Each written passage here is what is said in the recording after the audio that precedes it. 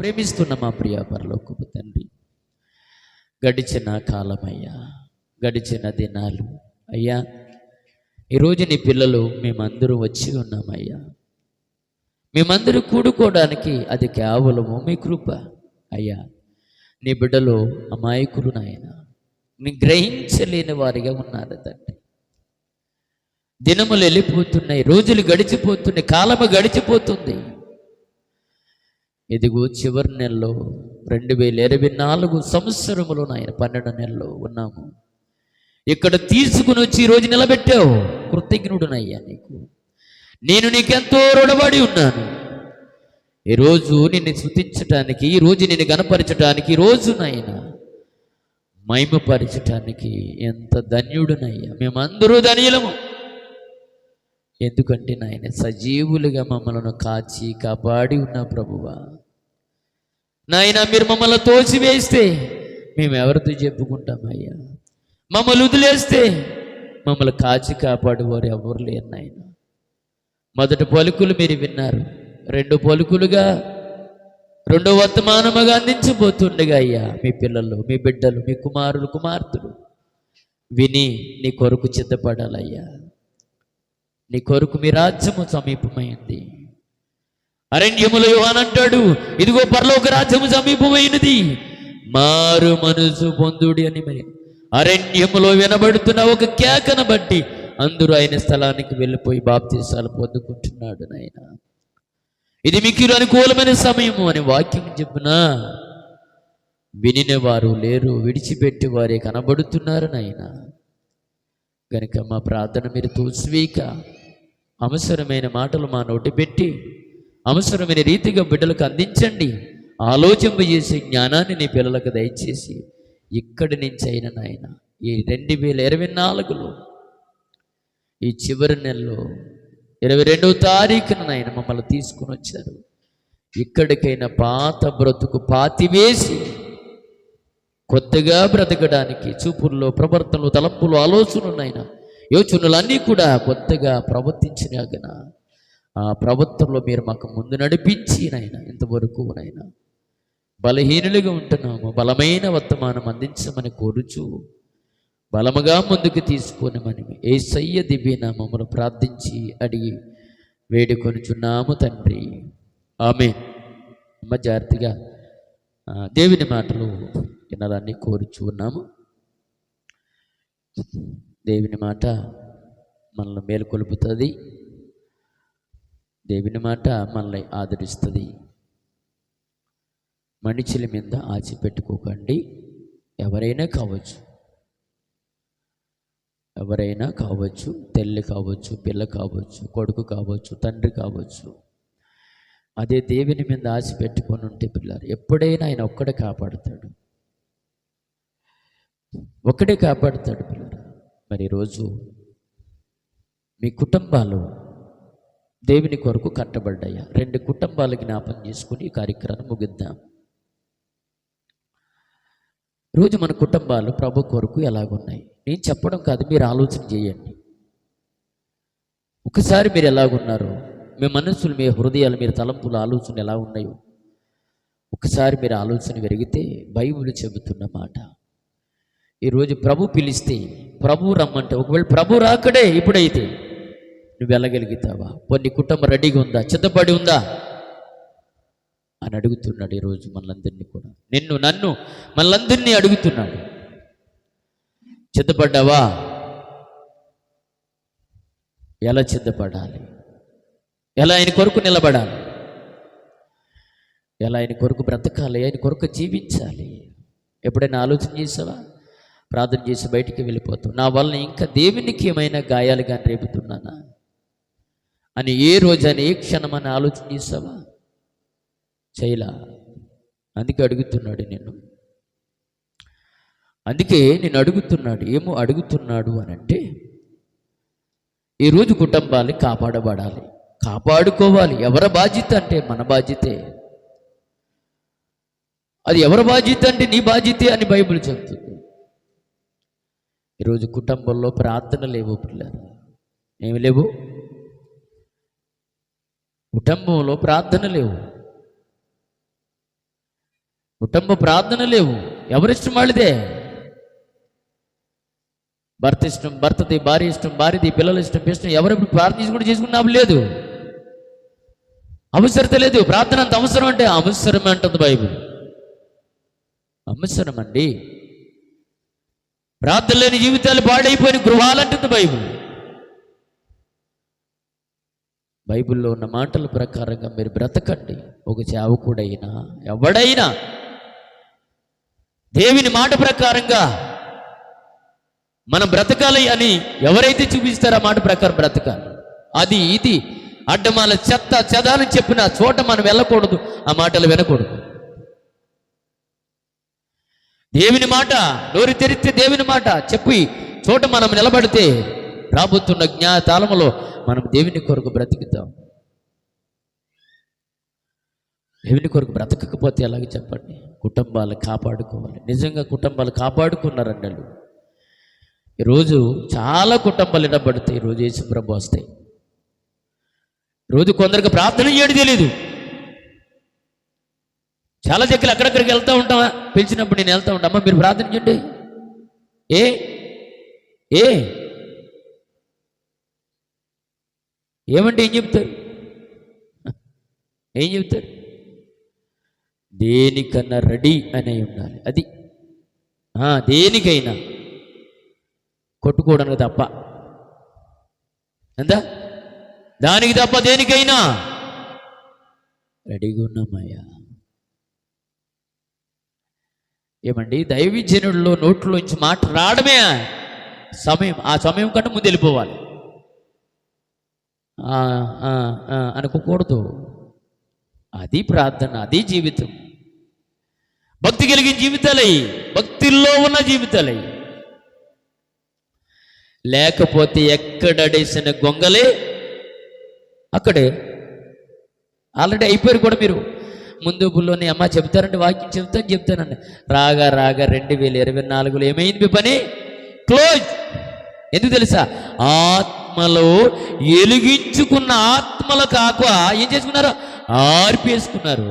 అంటే ఆల్రెడీ పాపమన్న ఆలోచనలు మీలోని ఎంటర్ అయిపోయేవి కాబట్టి ఏమై దేవునికి దూరంగా ఉన్నారు. అది నాకు తెలుసు, దేవుడికి తెలుసు. ఆ మతానికి సేవకుడు ఎందుకు చెప్పండి? మీ ఆలోచనలు, మీ ఉద్దేశాలు అన్నీ తెలుసు దేవుడికి. ఎప్పుడెప్పుడు ఆ ఆలోచన లేకపోతే సేవకుడు అవ్వడు పిల్లలు. చావనగా బలము, చావనగా భారము, చావనగా కష్టము, చావీసములో బలమైన ఉంటేవి ఎప్పుడు ఒకటి పిల్లరా. ఎప్పుడైతే రక్షణ అనే కవచం మనం ధరించుకుంటామో, రక్షణ అనే భావాలు మనం ధరించుకుంటామో, ఒక మట్టి ఎక్కుతూ ఉండాలి తప్ప ఒకటి అంటే విశ్వాసమైన జీవితం పెంచుకోవాలి అన్నాడు పౌలు. నువ్వేం చేసుకున్నా? ఒకటి అయిపోయింది. అంటే మీ జీవితాలు మీరే ఆరిపేసుకుంటున్నారు. నష్టం ఆయన కాదు, మీకే. అంటే ఎప్పుడు ఆరిపోతే చెప్పమంటారా? పాపమన్న ఆలోచనల మనలో ఎప్పుడైతే ఎంటర్ అయిపోతాయో ఖచ్చితంగా దేవునికి దూరంగా ఉంటాం. అసలు బైబిల్ చదవాలంటే డబ్బుకు అంటారు. అలా ఉంటుంది పిల్లలు. కనుక ప్రార్థన అనగానే ఈరోజు మన కుటుంబాల్లో ఆయన కొరకు సిద్ధపడాలి. ఏదో ఒక రోజు ప్రభు వస్తాడు. యేసుక్రీస్తు ఏదో ఒక రోజు ఖచ్చితంగా వస్తాడు. నీ కుటుంబం సిద్ధపడ్డదా అని అడుగుతాడు ప్రభు. లేదండి మా ఆయన బావకి రానంటున్నాడు. ఎవడికి నట్టు చెప్పండి? యేసుయేలుతో మాట అన్నాడు, వాడి వినినా వినకపోయినా వాడి మధ్యలో ప్రవక్తనై ఎల్లు చెప్పు అన్నాడు. చెప్పునా వినకపోతే మనం చేద్దాం? చెప్పుతున్నాం ప్రభువా. యేసుయేలుకి మరణం వచ్చినప్పుడు కూడా దేవుడే మరణం నుంచి కాపాడు, ఒక చోట పెట్టాడు. ఎలాగో అన్నాడు. ఎల్లకొక ఎందుకు తెలుసా? మరణము నీకు పొంచి ఉంది కాబట్టి, నేను కాపాడితే నీకు మాట ఇచ్చాను కాబట్టి ఇక్కడే ఉండు అన్నాడు. అవకాశం పంపిస్తానుగా, ఇల్లు. సమయం లేదు పిల్లరా, సమయం లేదు. చేతులు కాలిన తర్వాత ఆకులు పెట్టుకున్నా ప్రయోజనం లేదు. అది ఖచ్చితంగా జరిగితే కూడా కనుక పిల్లరా మీరు ఆలోచన కనుక మనందుకు రక్షించబడి ఉండాలి. ఎల్లప్పుడూ ప్రార్థన నేను మన కుటుంబం అంతా ఐక్యత కలిగి ప్రార్థించండి. మేము అలాగే ప్రార్థన చేసుకుంటాం. ఎక్కడెక్కడ మీటింగ్కి వెళ్తాం కనుక అక్కడక్కడ ప్రార్థనకి వెళ్ళినప్పుడు అప్పుడు ఉన్నవాళ్ళు ప్రార్థన చేసుకుంటారు. మేము ఎంత టైం అయినా ఏంటంటే ఎంత టైం అయినా 11 అయినా 12 అయినా ఇక్కడికి వచ్చి ప్రార్థన చేసుకుని వెళ్ళి నిద్రపోతాం. దేవునికి స్తోత్రం. లేకపోతే అందరూ కలిసి ప్రార్థన చేసుకుంటాం. అందరూ అలా ఉండాలని ఆశ. అందరూ అలా ఉండాలి. భూమి మీద కుటుంబ ప్రార్థన ఉందా మనకు? ఎక్కడి నుంచి ప్రారంభం అవుతుంది అది? తండ్రి తల్లిలో నుంచి బిడ్డలలోనికి ప్రారంభము వస్తుంది, లేకపోతే రాదండి. నువ్వే వాళ్ళు ఎదుర భక్తిహీనుడుగా భక్తిహీనురాలిగా అడ్డమాలు చెత్త పనులు చేస్తూ ఉంటే వాళ్ళే నేర్చుకుంటారు. నువ్వు ఎక్కలు తిరిగేస్తే పేకటాడితే నువ్వు అదే ఆడతాడు. నువ్వు తప్పు చేస్తాడు తప్పు చేస్తాడు. నువ్వు చెత్తను వదులుతాడు. అంటే నువ్వే నీ బిడ్డలు పాడు చేస్తున్నావు. అంటే పెంచడం నీకు శరీరాలా?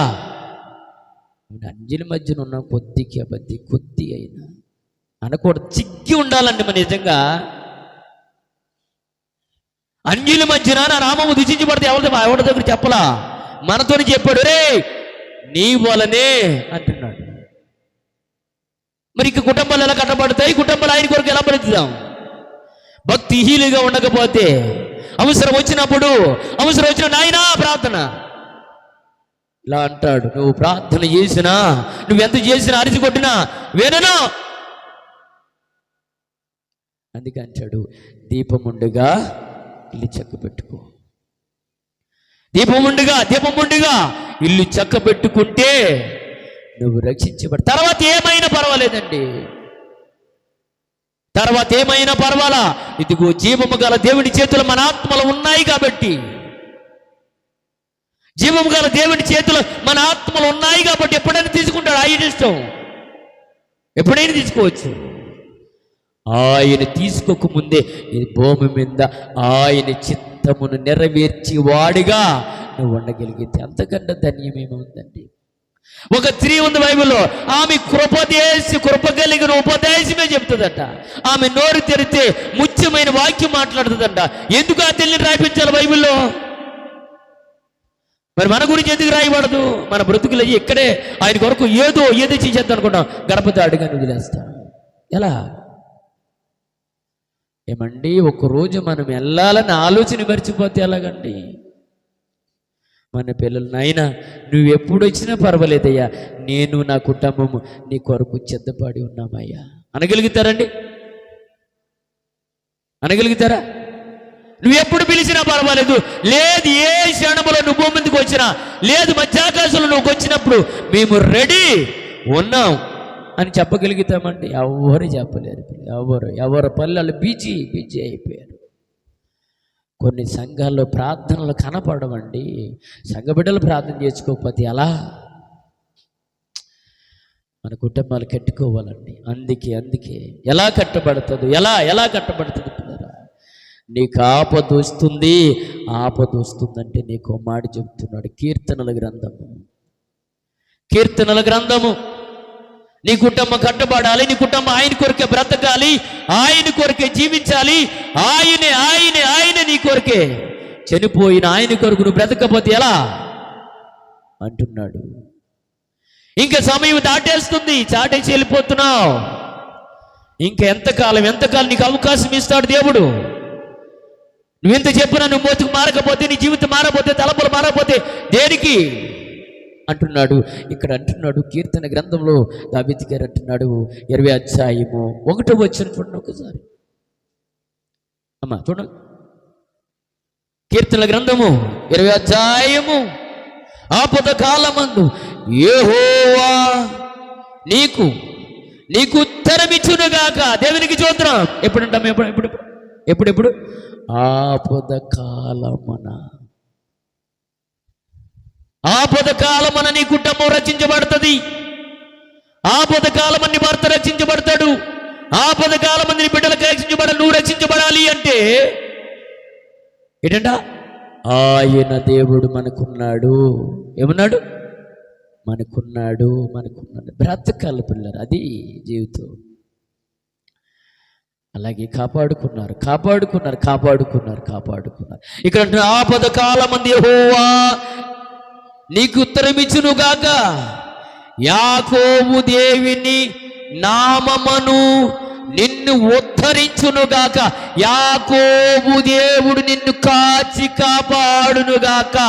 ఇశ్రాయేలు కాపాడి దేవుడు కొనకూడు నిద్రపాడు.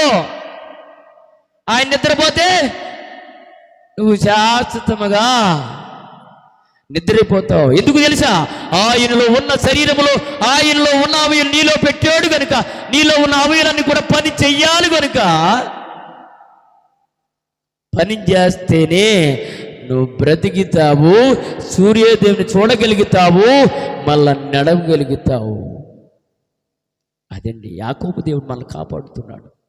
ఇశ్రాయేలు కాపాడేవాడు కొనకూడదు. వాళ్ళకు ఒక దేవుడు, మనకొక దేవుడు కాదు. వాళ్ళకి మనకు ఒక్కడే దేవుడు. ఆయన ఆదియు అంతము ఆయన ఉన్నవాడు, నిత్యుడొక తండ్రి, సమాధానకర్త, బలవంతుడొక దేవుడు. నీ కుటుంబం ఆయన మీద ఆనుకొని ఉందా? నువ్వు మీ యొక్క కుటుంబం ఆయన మీద ఆనుకొని ఉందా? ఆనుకొని ఉంటే ధన్యుడు.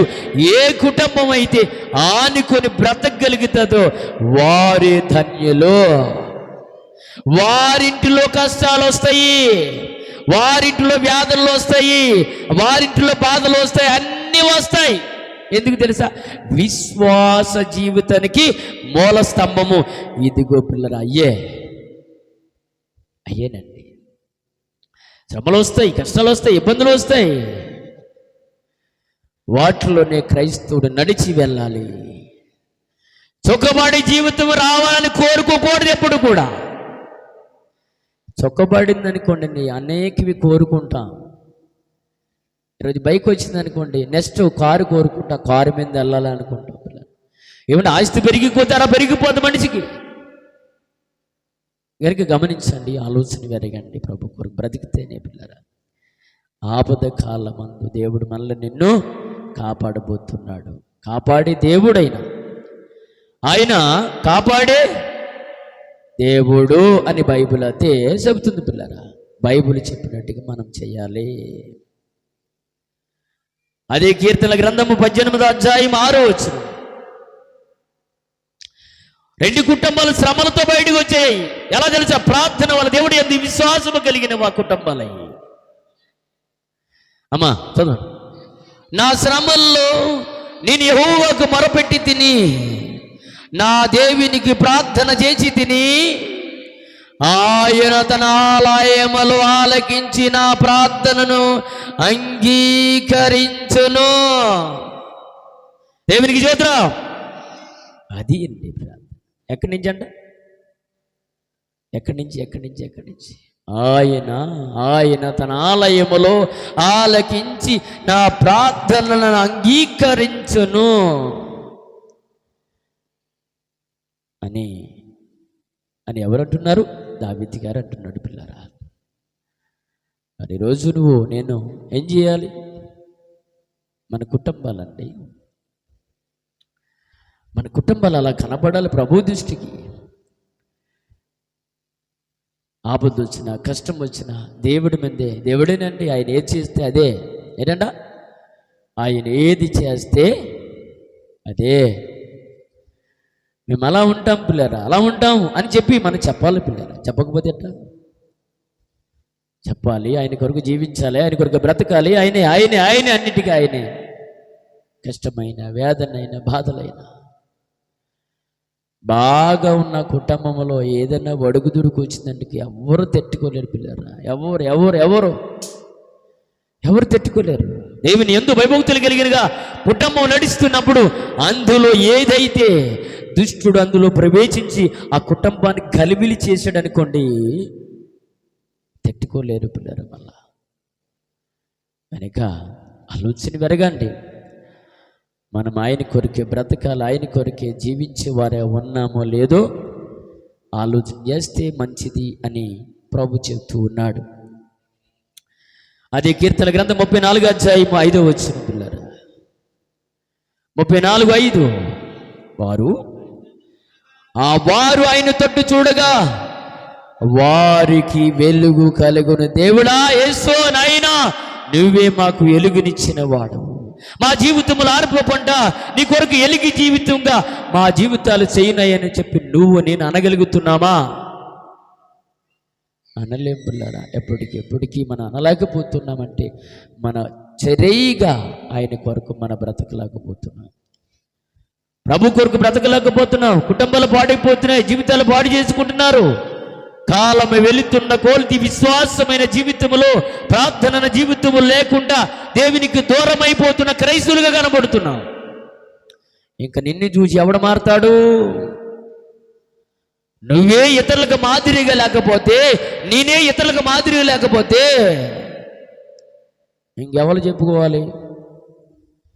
ఏమండి, యేసు ప్రభు ఒక మాట చెప్పాడు. ఏం మాట చెప్పమంటారా?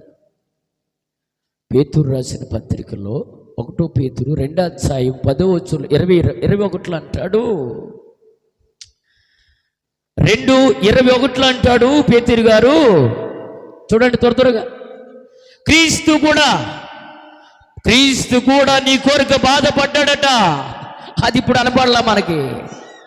ఏ రోజైనా మనకు కనపడుతున్న పేతురు అంటున్నాడు, ఒరే నాన్న, ఒరే బాబు, నాయన, అమ్మ, తల్లి, అక్క, చెల్లి, ఇదిగో క్రీస్తు కూడా మీ కొరకు బాధపడ్డాడు అని సంగతి మర్చిపోయారు. మీరు మర్చిపోయారు.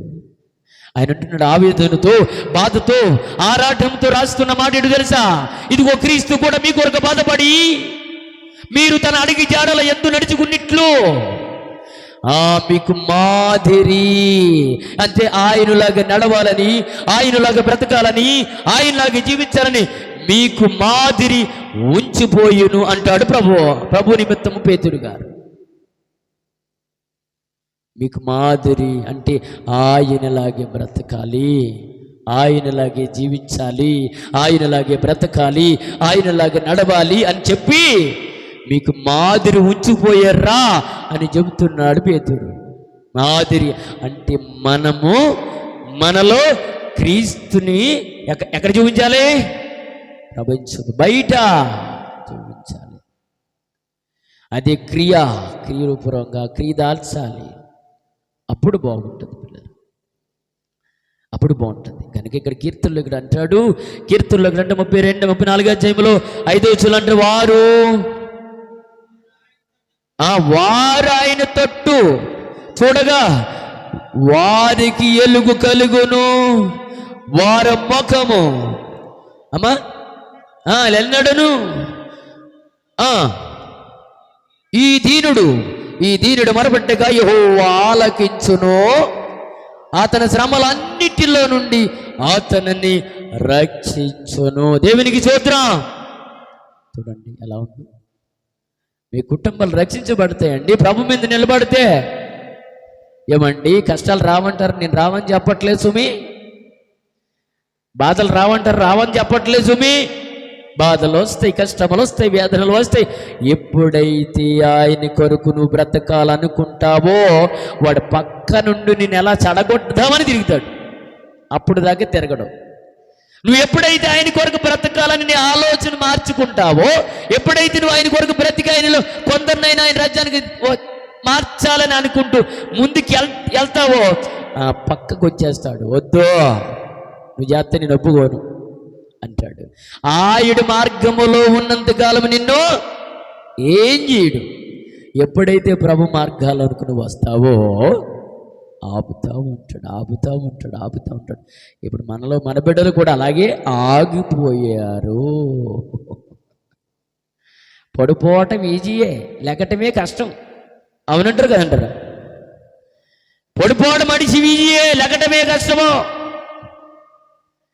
ఈరోజు బాగా బలహీనుడుగా ఉన్న పడిపోయినోడు లెగతాడా? లెగలేడు. కొడుకుని లేపాల. సంఘాల పరిస్థితి అదే అయింది. ఎంత దించినా అంతే కూలిరా, నెట్టిగా మీరు ప్రభు కొరకు బ్రతికితే ప్రభు మిమ్మల్ని చూసి ఆనందిస్తాడు. ప్రభు కొరకు మీరు జీవిస్తే ప్రభు ఆనందిస్తాడు. పిల్లలు, ఆపద కాలములో నువ్వు మొరపెడితే ఈ దీనుడు మొరపెట్టగా యెహోవా ఆలకించును, అతని శ్రమల అన్నిటిలో నుండి అతనును రక్షించును. ఇప్పుడు ఆ కుటుంబాలు జ్ఞాపకం చేస్తాను. పిల్లలు, ఆ కుటుంబాలు మీ మధ్యలో తీసుకుని వస్తాను. కాపాడబడ్డారు ఆ కుటుంబాలు. కాపాడుకున్నాడు దేవుడు. నీతిమంతుల్ని ఎవరినైనా దేవుడు కాపాడుతాడండి. ఆపద వస్తుంది, చెప్పాడుగా, నా చెయ్యి అడ్డం పెడతానన్నాడు. ఆపద పక్కనే తడాయించినప్పుడు ఆపద అక్కడే దిగిరితే తప్ప కనీసం నీ పక్క కూడా దొరకదు, రాదో. ఎందుకు తెలుసా అండి? శద్రకు మేజకు అభిజ్ఞ వారు ఇదిగో అగ్నిగుండములో వేసినప్పుడు ఆయన చెయ్యి అలా అడ్డం పెట్టాడు. తన పిల్లలు కాచి కాపాడుతున్నాడు. వేసిన వారు ముగ్గురే, నాలుగో వాడు ఎట్లా తిరుగుతున్నాడు?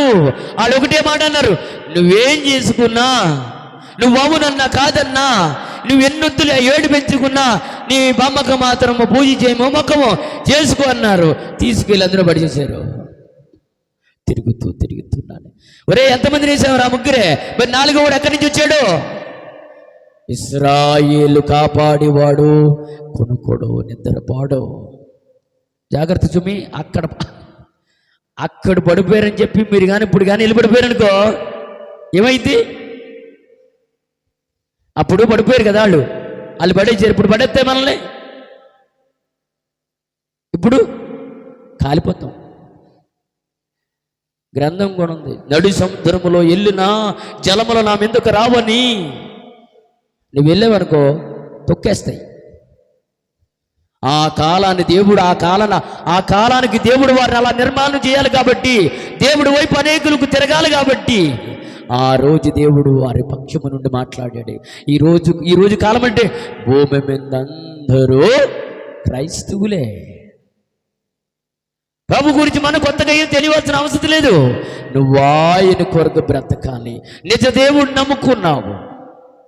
నువ్వు వెళ్ళిపోయి కాలము సమీపవుతున్నప్పుడు ఖచ్చితంగా ఆయన దగ్గరికి రావా. నీ కుటుంబమే అంత ఆయన మీదే ఆనుకొని బ్రతికితే మంచిదని దేవుడు చెప్తున్నాడు.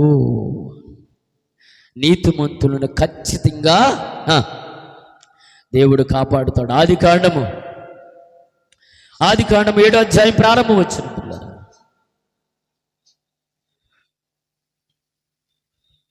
యెహోవా ఈ తరము వారిలో నీవే నా ఎదుట నీతిమంతుడుగా ఉండుట చూచి తిని గనుక నీవును నీ ఇంటి వారు వాడలో ప్రవేశించుడి. దేవునికి స్తోత్రం. ఎక్కడ? రక్షణ వాడ ఆ రోజు దేవుడు వారికి ఇచ్చాడు. దేవునికి స్తోత్రం. మళ్ళీ కుటుంబం కాపాడుకున్నారు కదా. ఆ కాలములో నా ఎదుట నువ్వే నీతిమంతుడువు అన్నాడు. నా ఎదుట నీతిమంతుడువు అని చెప్పాడు. పిల్లరా, ఆయన పేరే నహోము. పిల్లరా, ఈ తరము వారు నువ్వే నా ఎదుట నీతిమంతుడుగా ఉన్నావు కాబట్టి ఇదిగో నీ కుటుంబము కొరకు ఒక వాడల్లో చిత్తపరచు, అందులో ప్రవేశించండి అని చెప్పాడు. ఇది వాడ. ఆ కుటుంబం రక్షించబడుతుంది. ఆ కుటుంబం ఏమైంది? రక్షించబడ్డది. పిల్లరా, మరి ఈరోజు నీ కుటుంబం రక్షించబడ్డదా? మనం రక్షించబడ్డామా? రాబోతున్న కాలంలో ఖచ్చితంగా ప్రభు రాబోతున్నాడు కాబట్టి మనం ఆయన కొరకు మన కుటుంబాలు కట్టుకొని ఆయన రాజ్యాన్ని కట్టుకోవాలి. ఇదిగో చెప్పాడు కదా, జలప్రలయం వస్తుందని ముందుగా నీతిమంతుడు కదా ఆయన పొందాక చదివాడు. నీతిమంతుల ప్రార్థన ఆలకిస్తాడన్నాడుగా, నీతిమంతులు కాపాడుతానన్నాడుగా, నీతిమంతుల కుటుంబాలని కాపాడుతానన్నాడుగా, నీతిమంతుల బిడ్డలు కాపాడుతానన్నాడుగా. కాపాడుతున్నాడు. ఇదిగో ఆ కుటుంబాన్ని కాపాడుతున్నాడు. ఆయన అంటాడు, ఇదిగో అయ్యా ఈ తరము వారులు నువ్వే నా ఎదుటి నీతిమంతుడు వై ఉండుట చూచితే నీ కనుక నీవు నీ ఇంటి వారి కొడుకు వాడలో ప్రవేశించండి అని అంటూ ఉన్నాడు. మళ్ళా అదే మాట అంటాడు 8వ అధ్యాయం, అదే ఆదికాండం 8వ అధ్యాయం 15 వచ్చిన పిల్లరా. అప్పుడు దేవుడు నీవును ఏంటంటే నీవును నీతో కూడా నీ భార్య, నీ కుమారులను, నీ కోడళ్ళను వాడలో నుండి బయటికి రండి. కాపాడ్డాడు కాబట్టి మరి బయటికి రావాలిగా. అంటే మనల్ని తీసుకొని వెళ్ళి ఆ ప్రక్షణ వాడ మీద తీసుకొని వెళ్ళి ఆయన పట్టణంలోనికి మనల్ని ప్రవేశపెడతాడు పిల్లలు. మళ్ళా వీళ్ళైతే మళ్ళా సృష్టి ప్రారంభం అవ్వటానికి, మళ్ళా ప్రజలు ప్రారంభం అవ్వటానికి వాళ్ళ భూమి మీదే తిప్పాడు. మళ్ళీ అయితే పిల్లరా యేసుతో, యేసు అనే రక్షణ వాడలో మనం ప్రవేశిస్తే ఆయన వాడికి తిన్నగా ఎక్కడ తీసుకెళ్తాడు? పరలోకం తీసుకెళ్ళిపోతాడు. ఆయన స్థలంలోనికి మనల్ని తీసుకొని పోతాడు. అందుకే ఈరోజు నీ కుటుంబం రక్షించబడ్డదా? నీ కుటుంబం కాపాడబడ్డదా? ఆలోచన జరగండి పిల్లలు. ఇంకో కుటుంబం గురించి చేసి జ్ఞాపం చేసుకొని ముగించుకుందాం. ఆ కుటుంబం చాలా బాధపడి ఏడుస్తాడు పిల్లలు. మంచి కుటుంబం, ప్రభు కొరకు నమ్మకమైన కుటుంబంగా బ్రతికిన ఆ కుటుంబం ఏమైంది అంటే పిల్లరా, కొన్ని సమస్యలు వచ్చి పడ్డాయి. ఏ సమస్యలు చెప్పమంటారండి? అదే నేను చెప్పాను కదండి, మంచి కుటుంబంలో ఎప్పుడైతే దుష్టుడు ఆలోచనలు అందులోకి వెళ్ళిపోయో ఆ కుటుంబం ఏమవుతుందంటే ఆఖరికి ఏమవుతుంది? ఇప్పుడు వాక్యాన్ని బట్టి మనం చూద్దాం. అది ఆదికాండం 37వ అధ్యాయము, ఆదికాండం 37వ అధ్యాయము 35వ వచనం పిల్లరా. అతని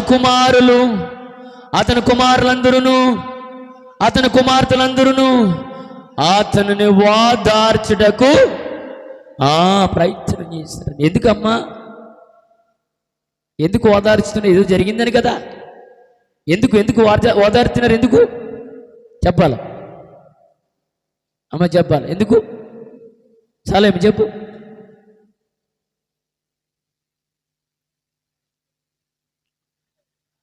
గారాల కొడుకుని ఏం చేశారు అని అంటే అన్నదమ్ములు తీసుకెళ్ళి బాయిలో అడిచేశారు.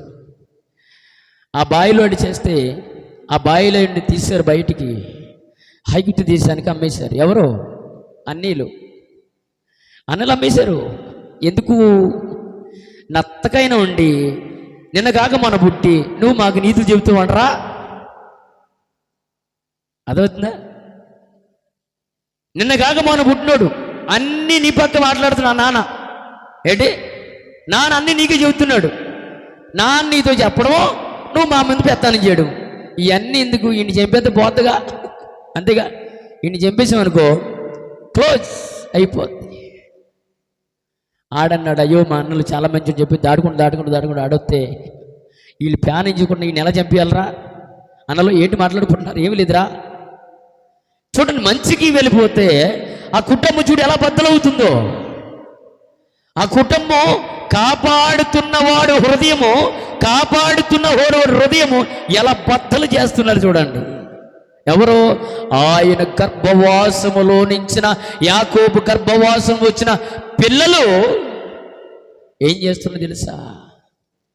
ఆయన హృదయం బద్దలు చేస్తూ ఉన్నారు పిల్లలు.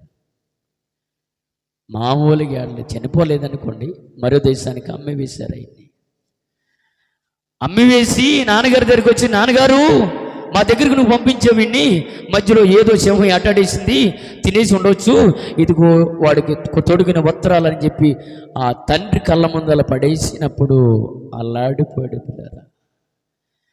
ఆ గారాల కొడుకు లేక ప్రేమించిన భార్యకు పుట్టిన కుమారుడు ఏసావు.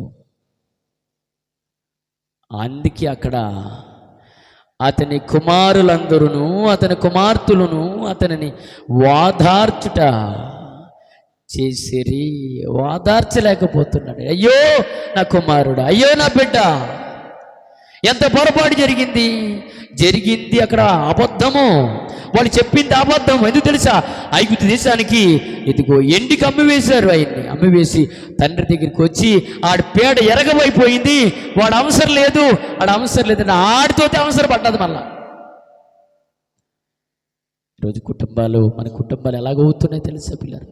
దేవుని కొరకు బ్రతుకుతూ ఆఖరికి అందినించి యాకోబు హృదయం బద్దలైపోయి ఎందరు చెప్పున మంచి కుటుంబం పిల్లరా, ప్రభు కొరకు ఆశీర్వాదం పొందుకున్న కుటుంబం, ప్రభు కొరకు దీవించబడిన కుటుంబంలో ఎటువంటి ఆలోచనకు వచ్చి తెలుసా, అన్ని నాన్న అడుగు చెబుతున్నాడు ఈయన చెప్పేద్దామని చెప్పి అన్నదమ్ములు తీర్మానం తీసుకున్నారు పిల్లరా. అందరూ కాదునండి, మంచోళ్ళు ఉంటారుగా, అందులో కూడా వద్దు. తండ్రి ప్రేమించాడు, తండ్రికి కోపం వస్తే మామూలుడు కాదు, సామాన్య వ్యక్తి కాదు ఆయన. వద్దురా అంటాడు. అప్పటికి ఒప్పుకుంటే ఒకటి మాట జరుగుతుందండి, 10 మంది మాట ఒకటి అయితే ఒకరి మాట ఒకటి కదా, 10 మంది మాట అయితే అవసరమైతే ఈయన్ని కూడా వేసేస్తారు. ఎందుకని ఎనదమ్ములు లేరు అంతే. ఈరోజు కాలాన్ని అన్నదమ్ముడికి వినబడిది లేడా, పగే అన్నట్టుగా ఉంటున్నారండి. కనుక గమనించండి పిల్లలు, ఈరోజు మన కుటుంబాలు కట్టబడాలి, ప్రభు కొరకు కట్టబడాలి. అందుకే ఆయన ఆవేదన చెందుతున్నాడు. యాకోబు ఆరాటానికి ఇదిగో ఎందరు చెప్పనా, ఇదిగో అయ్యో నా కుమారుడు రాడే, అయ్యో బలైపోయాడే. ఇంకా చిన్నోడు ఉంటాడు మళ్ళా, ఆడే రూబేనా ఆయన ఉంటాడు. చిన్నోడు, దానికంటే చిన్నోడు ఉంటాడు. ఆయన కూడా ఇష్టమైన భార్యకి పుట్టినవాడు. చివరగా ఆయన్ని కూడా అలాగే ప్రేమిస్తాడు.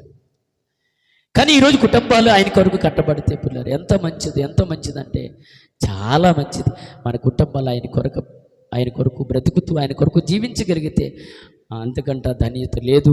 యాకోబు ఓదార్చలేకపోతున్నారంట పిల్లలు. చదవండి, ముగించుకుందాం. అదే చదువు. అయితే ఓదార్చ పొందనెల్లక అయ్యో అంగలార్చున్నాడంట. అటమ్మా, మృతుల లోకమునకు నా కుమారుణ్ణి ఎద్దుకు ఎలుదునని చెప్పి అతని తండ్రి అతని కోసం ఏడ్చును. ఎంతో అతని తండ్రి ఆయన కుమారుడి కొరకు ఎంతో ఏడ్చాడండి పిల్లారా, ఎంతో ఏడ్చినట్టుగా లేఖనాలు చెప్తున్నాయి. ఈ 2 కుటుంబాలు ప్రభు కొరకు కాపాడుకున్న కుటుంబాలు. యాకోబు చాలా మంచి వ్యక్తి, కుటుంబాలు కట్టుకున్న వ్యక్తి. ఆ కుటుంబాలన్నీ కూడా ప్రభు కొరకు సిద్ధపడిచాడు. వాళ్ళ సంతానం విస్తరించుకుంటూ వెళ్ళిపోతూ ఉంది పిల్లరా. ఆ కుటుంబం అంతా కూడా ప్రభు కొరకు బ్రతికారు. కుటుంబం కాపాడినది, ఈ కుటుంబం కూడా ప్రభు కొరకు బ్రతికిన కుటుంబాలు.